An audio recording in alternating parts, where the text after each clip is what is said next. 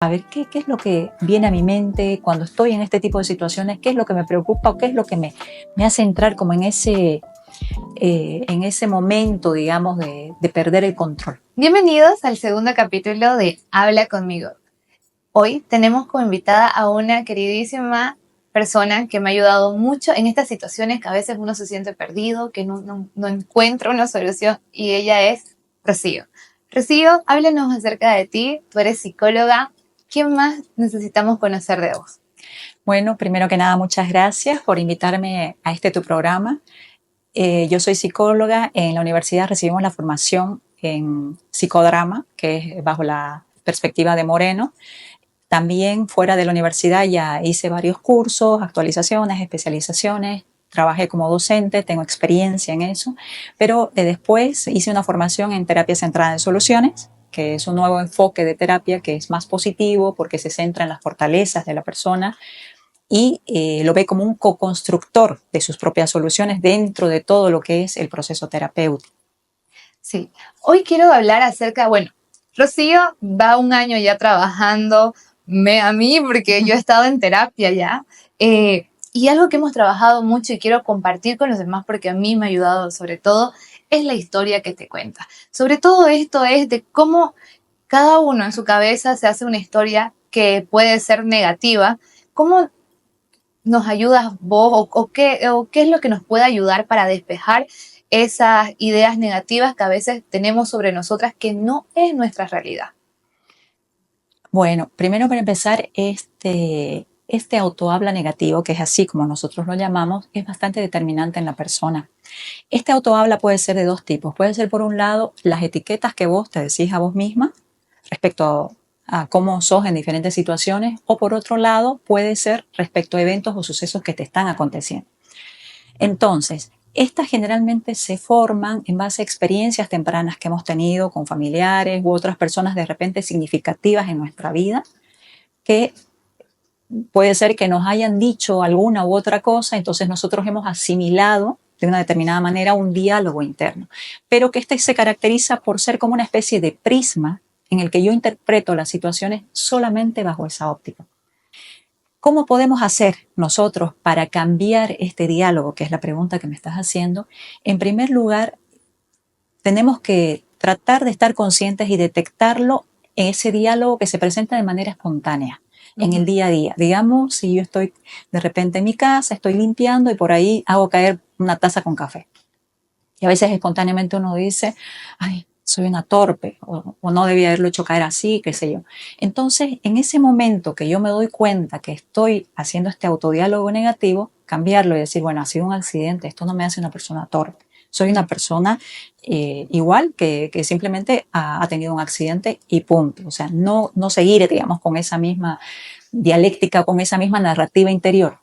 Y la otra forma es tratar de uno detectar cuáles son esos diálogos internos que uno tiene a nivel genérico, digamos, ¿no? A veces son en forma de etiquetas, ¿no? Soy pésima para el deporte, qué sé yo, ineficaz para hacer matemáticas, soy esto, lo otro, ¿no? Entonces uno cuando va detectando esos diálogos puede ya buscar precisamente el diálogo contrario, si vale el término, para poder modificarlo. Claro, ahora vamos a poner un poco más personal para que veamos algo que Rocío cómo me ayudaba. Hay situaciones y hay personas que pueden activar este diálogo negativo en mí. ¿Qué pasaba? Por ejemplo, recuerdo que muchas veces una relación que quizás que estaba comenzando y no sucedió como yo quería, ¿recuerdas que activaba esas cosas negativas? Bueno, aquí el ejemplo claro es cómo Rocío ayudaba a manejar este diálogo que tenía. El ser insuficiente es algo que no solo a mí me debe pasar en algunas situaciones. ¿Cómo uno puede cambiar eso, de creer que no es suficiente cuando una persona no lo acepta o sobre todo cuando una situación no sale como vos quieres? Bueno, primero hay que entender algo. Me gusta escuchar mucho, hay una doctora en neurociencias que ella también es una licenciada en física, la doctora Nazaret Castellanos, una española que hace bastantes investigaciones acerca del autohabla. Y ella comenta algo muy interesante acerca del cerebro, porque ellos hacen básicamente bastantes estudios sobre el cerebro y su funcionamiento. Ella comenta que el cerebro no tiene como que la habilidad de poder pensar, si ya tiene un pensamiento X, no lo puede modificar ese sobre sí, pero sí puede ser reemplazado por otro pensamiento.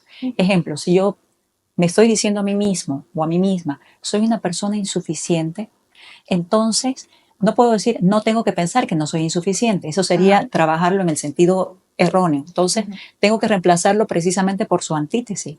Soy una persona suficiente, ya así como estoy, soy una persona completa. Puedo tener muchos errores porque esto no se trata tampoco de negarse a la realidad. O sea, veo la realidad como se me está presentando, de repente no tengo todo el éxito que quiero, tal vez no he logrado todas las metas que me he propuesto profesionalmente, o tal vez no tengo, qué sé yo, incluso el nivel de apreciación que yo quisiera de parte de mi pareja o correspondencia, sin dejar de reconocer eso, no lo involucro como algo junto, sino que digo, bueno, efectivamente puedo todavía lograr más todo eso, pero aún sigo siendo una persona suficiente, sigo siendo una persona completa, siendo una persona que tiene mucho para dar.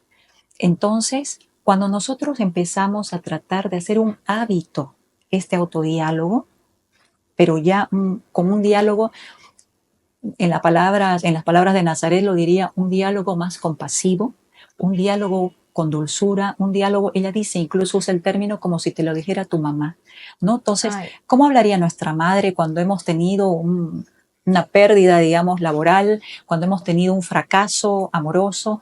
Seguramente no nos tiraría todo por tierra, digamos, ¿no? Sino que tendría para nosotros un diálogo bastante compasivo. Es cierto, no negaría la realidad, pero también nos animaría, nos estimularía a seguir adelante, ¿no? Entonces, la idea básicamente es tratar, aunque no lo sintamos, porque esto no es algo automático que uno lo va a sentir, ya, ahora, a partir de hoy, en este instante, ya puedo decirme todo positivamente y no tengo ningún problema. No, es un hábito, y para hacer un hábito se necesita la repetición constante, ¿no? De decirse las cosas favorablemente. Claro, recuerdo que me decías que una vez ya repitiendo tanto va a pasar en un momento a mi subconsciente, inconsciente y ya va a ser natural, ¿no? Sí, hay algo interesante, disculpa que te corte. El cerebro, nuestro cerebro humano, funciona mucho como ahorrando energía. ¿Qué significa esto? Que él va a tomar como que las viejas rutas neuronales, yo le llamo así.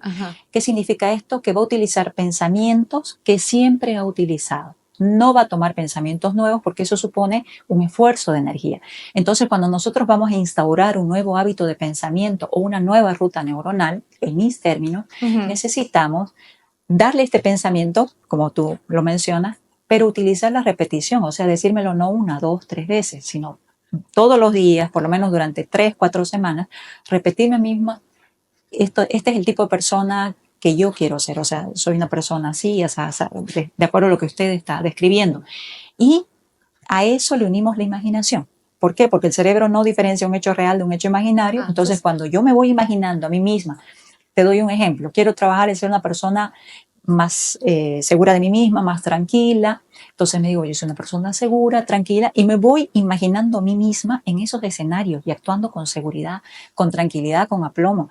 Y lo voy imaginando con lujo de detalles, a tal punto que mi cerebro piensa que yo genuinamente lo hice. Entonces ya ahí se creó recién una nueva ruta neuronal. Pero para que esa ruta se haga un hábito, necesito la repetición. Sí, es verdad. Por ejemplo, yo en las mañanas siempre despierto y digo, pero ¿por qué pasa lo mismo? Despierto con el mismo pensamiento. Y lamentablemente es un pensamiento saboteador.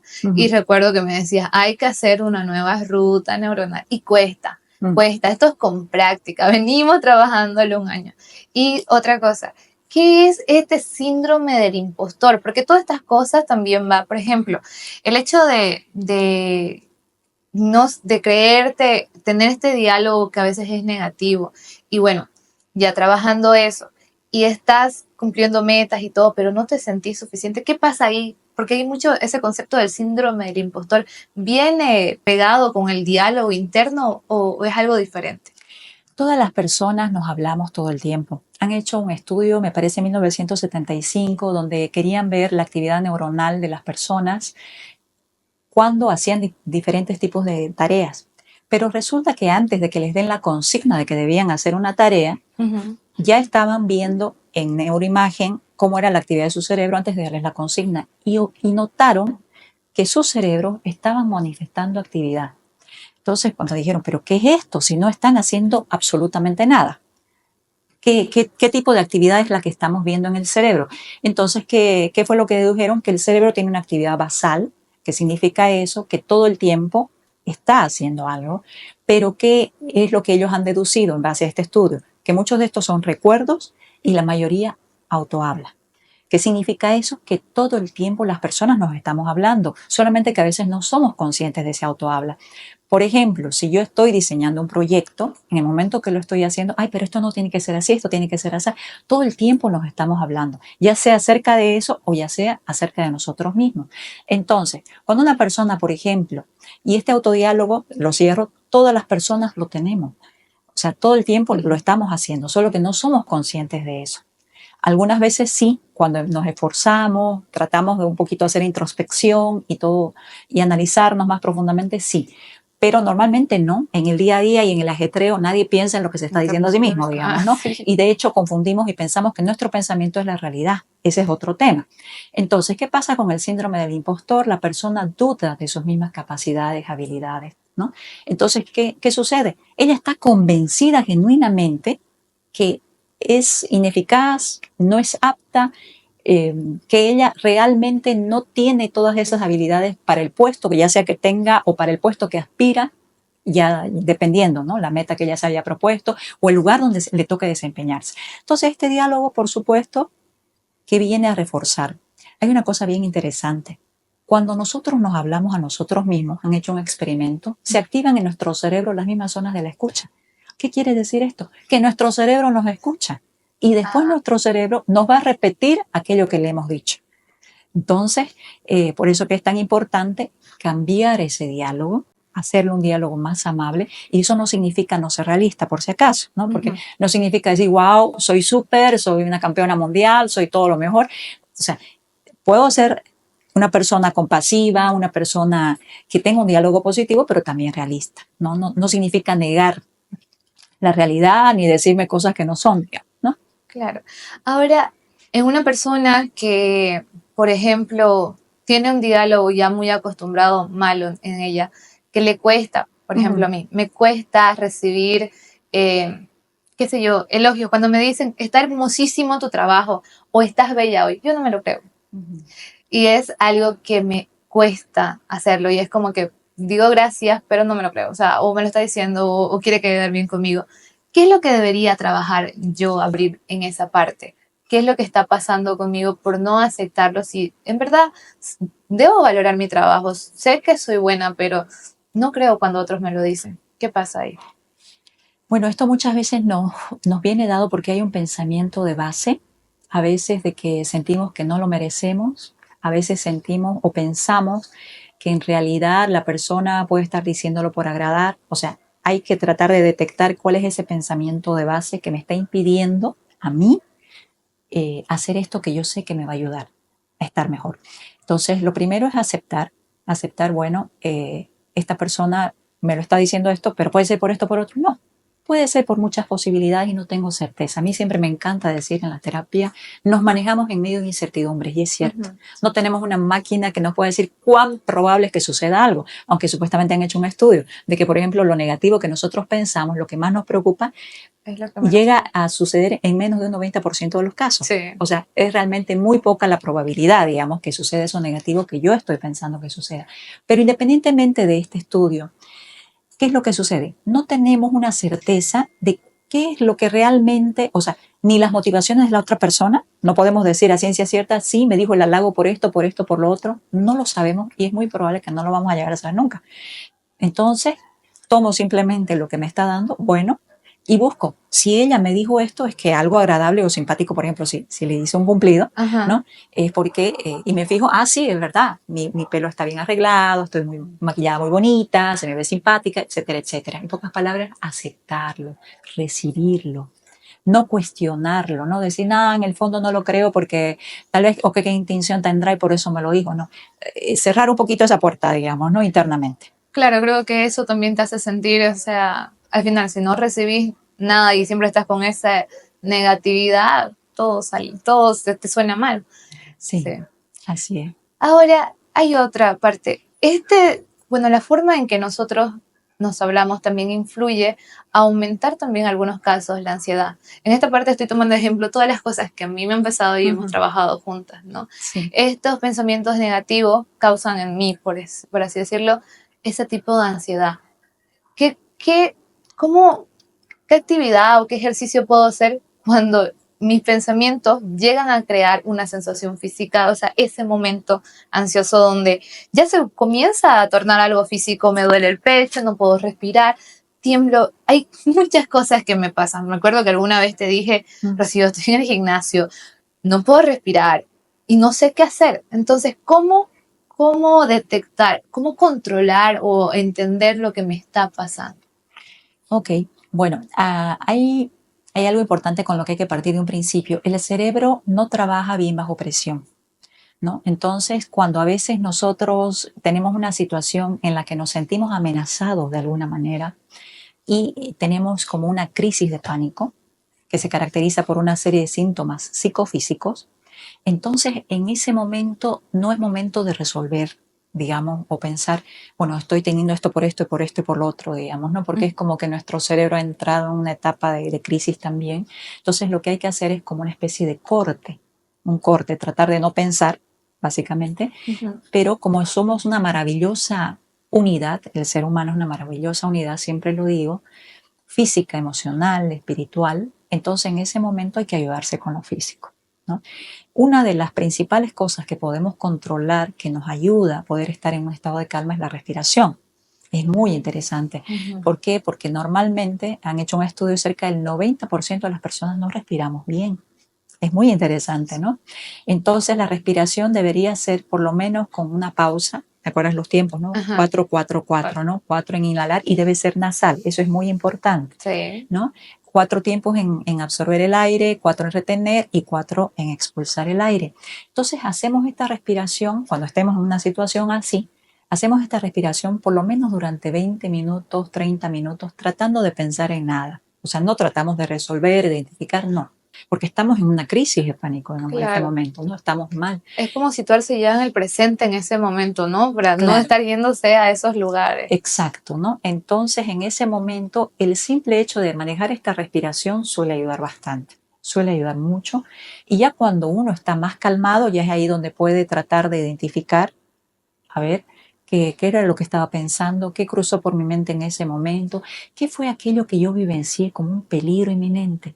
Porque generalmente ha habido un factor desencadenante, algo que sucedió en el ambiente que para mí, por supuesto, fue vivido como un peligro inminente, ¿no? Algo que me ha desencadenado esta crisis. Entonces, ya después hay que trabajar, por supuesto, en la terapia. ¿Qué situaciones son las que yo estoy vivenciando de esta manera y qué puedo hacer para gestionarlas mejor? ¿No? Pero en el primer momento es como que esa intervención de emergencia, digamos, de crisis, es eso, no tratar de en ese momento pensar o algo más allá. Claro, bueno, yo como técnica, cuando me acuerdo que comenzaba con esos ataques de ansiedad, comenzaba a abrazarme y a respirar. Entonces, es algo que ya cada uno ya va buscando como un ejercicio único que para poder salir de ese momento, ¿no? Entonces, pero ahora, ¿qué mensaje podemos dar a los jóvenes, por ejemplo? Tengo amigas que pueden estar pasando estos momentos ansiosos. ¿Qué consejos podemos darles para que aprendan a manejar la ansiedad, a lo importante que es sobre todo el diálogo interno? Entonces, ¿en qué orden deberíamos manejarnos nosotros? El diálogo interno, la ansiedad, todo eso. Ya, bueno, primero vamos a sentar un poco en unos detalles. El primero, que nosotros las personas tenemos emociones. Las emociones suelen ser reacciones psicofísicas que tenemos ante estímulos que se presentan en el ambiente. Estas emociones suelen ser bastante intensas y de corta duración. Cuando nosotros interpretamos estas emociones que hemos vivido, ya pasan a ser, o sea, sobre esta base se vuelven sentimientos. Por ejemplo, yo estoy caminando por la calle y de repente sale un perro rabioso y ladra, yo me asusto. Esa emoción suele ser intensa y de corta duración. Algunos dicen que dura como 90 segundos y otros 20. No sé si hay un acuerdo al final en ese tema, pero suelen ser bastante breves. Pero yo en base a eso puedo ir pensando y digo, o sea, en base a ese miedo intenso, los perros son terribles, todos los perros son agresivos, tengo que cuidarme de los perros y puedo generar un sentimiento más profundo, más estable de repulsa, de rechazo o de miedo terrible a los perros, digamos, ¿no? Entonces, en medio de esto, antes de un sentimiento siempre le precede un pensamiento. Entonces, ¿cómo son estos pensamientos que nosotros, que precisamente a través de los diálogos nos vamos diciendo? Muchas veces estos pensamientos son porque alguien nos hizo algún comentario en alguna oportunidad, digamos, respecto a algo físico y uno dice, ay, no, efectivamente estoy gorda y toda la vida crecí sintiéndome gorda, digamos, por decir un ejemplo. O puede ser en base a una experiencia que tuve y yo asumí ese pensamiento, yo sola, sin que me lo hayan dicho de manera directa, ¿no? Por ejemplo, alguien comenta que las chicas que son más delgadas son más bonitas, en cambio las que son más rellenitas no son simpáticas o atractivas. Entonces yo me veo, entonces yo no soy atractiva, yo soy fea. Digamos, no, yo automáticamente ya lo digerí de esa manera, exacto, ¿no? Entonces ya lo hice una etiqueta incluso y empiezo a manejarme bajo esa etiqueta. Entonces, ahí es cuando se pueden generar, ya yendo más adelante, en base a estos pensamientos que nosotros tenemos, cuando hay situaciones que de alguna u otra manera tocan esas cuerdas débiles, que podemos decirlo de esa forma, es cuando nos dan las crisis de ansiedad. ¿Por qué? Porque lo vivimos como una amenaza a nuestra autoestima, una amenaza a nuestra valoración o que vamos a perder algo, ¿no? Entonces, a las personas, a los jóvenes especialmente, que respondiendo ya a tu pregunta, que de repente pueden estar atravesando por crisis de ansiedad, lo primero que les diría es que traten, en primer lugar, traten de buscar apoyo. No es algo como, a veces uno como dice, no, ya va a pasar, no, lo paso tomando esto, o lo paso con un vape, ¿no? Como que tratar de dejarlo, de pasar la página, no. Sino que eso que están sintiendo, que están experimentando, nos está indicando que hay algo que tiene que ser trabajado en nuestro interior, ¿no? Y no se puede desoír esa voz interior que nos dice que hay algo. Ahora, si son leves, pueden buscar un hobby, pueden buscar alguna actividad artística, algo que no solamente producir y hacer actividades, ¿no? para trabajar, sino también el hecho de hacer un hobby, por ejemplo, es bastante significativo, ¿no? Una vez leí un artículo que creo que sí te comenté alguna vez, que se llama el valor de las cosas no productivas, ¿no? Así que me costó que eso en terapia. Sí, pero la verdad que ayuda mucho. Entonces, el hacer estas cosas no productivas muchas veces nos reporta mucha paz, mucha satisfacción. Hay veces que uno, por ejemplo, las mejores ideas que les ha venido para resolver un problema, para hacer un proyecto, son cuando estaba no pensando en eso, sino estaba haciendo otra cosa. Estaba limpiando su casa, estaba haciendo alguna cosa sencilla, que no estaba, digamos, alineada no estaba alineado. O sea, no es que ese momento estaba diciéndole a su mente, dame la respuesta y ya, digamos, no, sino simplemente estaba haciendo otra cosa, y ahí fue cuando su mente se sintió más tranquila, como funciona mejor en calma, le da la respuesta. Pero eso por un lado, hacer este tipo de actividades, buscar un hobby, algo artístico, deporte, suele ser muy, muy efectivo y ayuda bastante el tema del deporte para la ansiedad. Pero si aún así ven que es algo que continúa, es bueno sentarse con uno mismo y hacer una listita y tratar de identificar. A ver, ¿qué es lo que viene a mi mente cuando estoy en este tipo de situaciones? ¿Qué es lo que me preocupa o qué es lo que me hace entrar como en ese momento, digamos, de perder el control? ¿Qué es lo que sucede interiormente? Entonces, cuando ya va identificando esos pensamientos, ya pueden ver, no solo verlo, sino también como que contrarrestar y decir, bueno, ¿cuán probable o cuán cierto, cuán real es este pensamiento? Digamos, a veces lo que me puede disparar o gatillar mi crisis de ansiedad, digo, no, esta persona no me quiere. Puede ser que no es que no me quiere al 100%, puede ser que no me quiere como yo quisiera que me quisiera. Por decir un ejemplo, ¿no? Ya vamos a hacer una canción. Pero eso, ¿no? Una vez identificados, ya puedo yo utilizar pensamientos más realistas, que sean más saludables, que promuevan más mi bienestar. Pero si aún así sienten que no están pudiendo lidiar con eso, mi sugerencia sería que busquen apoyo profesional. No van a terapia las personas que están enfermas o tienen problemas necesariamente. Todos en el momento necesitamos la terapia. Sí, todos necesitan un espacio donde puedan ser escuchados y sobre todo también recibir un apoyo profesional ante esto. Hay muchas cosas que a veces nos hacen quizás sentir diferente, pero eso no quiere decir que eso esté mal. Sí. Entonces, es bueno conseguir una persona que los guíe, que los lleve, y esto es un tiempo largo. Por ejemplo, vamos un año y digo, Rocío, ya estoy bien, ya estoy mucho mejor. Y es que es lindo aprender a conocerse, a encontrarse, a saber que no estoy mal, que tengo algunos bajones, pero que puedo, con las herramientas que aprendemos, a mejorar, a vivirlas mejor, o sea, a vivir estas situaciones de mejor manera. Así Al es. hecho de ya conocernos nosotros mismos, es más fácil que otros también aprendan a cómo tratarnos. Yo creo eso. Entonces, muchas gracias por estar aquí, gracias por compartir conmigo este espacio y bueno, eso es todo. ¿Algo que quieras compartir al final? Bueno, agradecer por invitarme a tu programa, por estar aquí, poder llegar a más personas. Realmente esto del autodiálogo es un tema muy importante. Espero que pueda ser de mucha utilidad y ayudar a muchas personas. Ya, entonces, gracias a todos y nos vemos en el próximo capítulo. Gracias. Espero que hayas disfrutado de este episodio. Y si tienes alguna historia que contar, alguna aflicción y algo que quieras compartir, te invito a escribirme y habla conmigo. El próximo invitado puede ser tú.